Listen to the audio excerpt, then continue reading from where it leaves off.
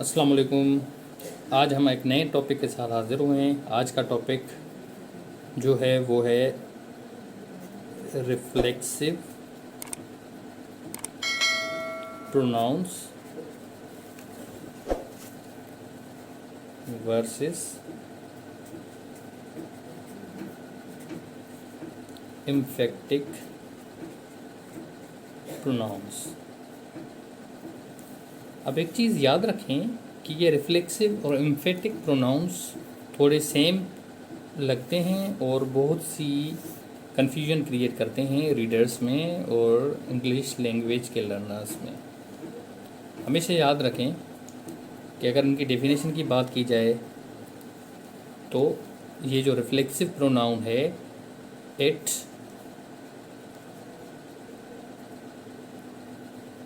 Reflexive जो pronoun है it refers back an action, जबकि ये जो एम्फेटिक प्रोनाउन है, एम्फेटिक प्रोनाउन नाम में ही ये ज़ाहिर हो रहा है, तो ये क्या करता है, एम्फेसाइजेस अ सेंटेंस, ये एम्फेसाइज करता है किसी सेंटेंस को। अब ये हैं क्या, इन दोनों को आप करते हैं इस तरह से आइडेंटिफाई। ये सेल्फ और सेल्व्स अपने साथ लेते हैं, जैसे कि आई के साथ माई सेल्फ, वी के साथ अवर सेल्व्स, यू के साथ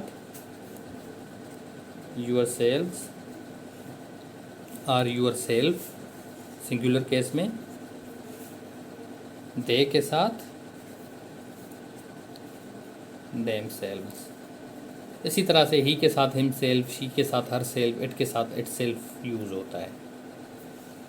अब इनमें बेसिक डिफरेंस क्या है, इस जो है रिफ्लेक्सिव प्रोनाउन और एम्फेटिक प्रोनाउन में बेसिक डिफरेंस क्या है। डिफरेंस की अगर हम बात करें तो इसमें एक चीज़ आप याद रखें कि जैसे हमने रिफ्लेक्सिव प्रोनाउन में बोला था कि it refers back an action, जो एक्शन होगा वो सब्जेक्ट के साथ ही होता है, डूअर के साथ होता है। तो ये रिफ्लेक्सिव प्रोनाउन किस तरह से होता है देखें।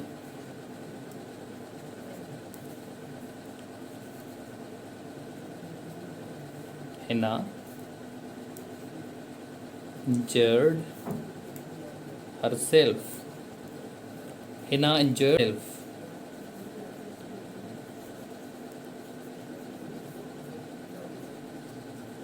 Fahad scolded himself। ये दो सेंटेंसेस आप इन पे फोकस करें, ये रिफ्लेक्सिव प्रोनाउन के एग्जाम्पल्स हैं। जब हम एम्फेटिक प्रोनाउंस की बात करते हैं तो उनमें हम क्या यूज़ करते हैं, किस तरह से हम इसको सेल्व्स को यूज़ करते हैं। I do homework my self, she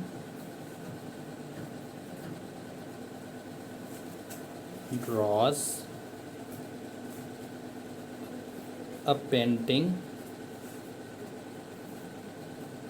herself। ये दो चीज़ें आप दो सेंटेंसेस को देखें, इन दो सेंटेंसेस को आप फोकस करें तो इसमें भी हमने सेम यूज़ किया है, herself, Hina injured herself, Fahad scolded himself.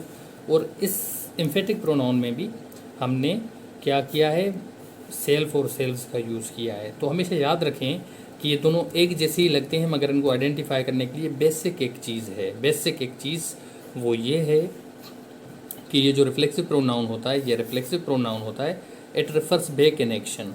ये एक कॉम्प्लीमेंट होता है सेंटेंस का। क्या होता है, एक तरह से एक सेंटेंस का कॉम्प्लीमेंट होता है, इसके बगैर सेंटेंस कंप्लीट नहीं होता।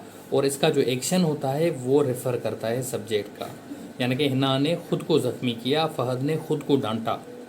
तो ये क्या कर रहा है, ये रेफ़र बैक कर रहा है एक्शन को। तो इसको हम रिफ्लेक्सिव प्रोनाउन करते हैं। रिफ्लेक्स करता है, रिफ्लेक्ट करता है किसी भी एक्शन को। तो ये एक तरह से कॉम्प्लीमेंट होता है, as a complement of sentence use होता है। और दूसरी चीज़ याद रखें, it is used in the end of the sentence, हमेशा एंड में यूज़ होता है। इसकी जो प्रोबेबिलिटी है वो एंड में यूज़ होने की है रिफ्लेक्सिव प्रोनाउन की। जबकि एम्फेटिक प्रोनाउन की हम बात करें तो ये इतना इम्पोर्टेंट नहीं होता अगर किसी सेंटेंस में ना दिया जाए। फॉर एग्जांपल, अगर मैं माई सेल्फ को हाइड कर दूं और माई सेल्फ की बात ना करूं तो आई डू होमवर्क, मैं होमवर्क कर रहा हूं या कर रही हूं, तो सेंटेंस कंप्लीट है। तो ये जस्ट हमने सेल्फ की बात ना करूं तो आई डू होमवर्क, मैं होमवर्क कर रहा हूं या कर रही हूं, तो सेंटेंस कंप्लीट है। तो ये जस्ट हमने एम्फेसाइज देने के लिए इसको यूज़ किया है, मतलब इसको हमने एम्फेसाइज देने के यूज़ किया है। और दूसरा, she draws a painting her self, तो ये भी हमने एम्फेसाइज देने के लिए यूज़ किया है। इन दोनों में एक डिफरेंस ये है कि ये एंड में यूज़ होता है, इसको आप कहीं भी यूज़ कर सकते हो। For example, she her self draws a painting, she her self draws a painting. देखें, इसको मैंने क्या किया, इसको मैंने पहले भी यूज़ कर सकता हूँ मैं वर्ब के, और वर्ब के बाद में भी यूज़ कर सकता हूँ। ये हमेशा जो एम्फेटिक प्रोनाउन होता है वर्ब के पहले और वर्ब के बाद यूज़ होता है, और ये हमेशा वर्ब के बाद यूज़ होता है, यानी कि सेंटेंस के एंड में यूज़ होता है। Will see you with the new video. Thank you so much.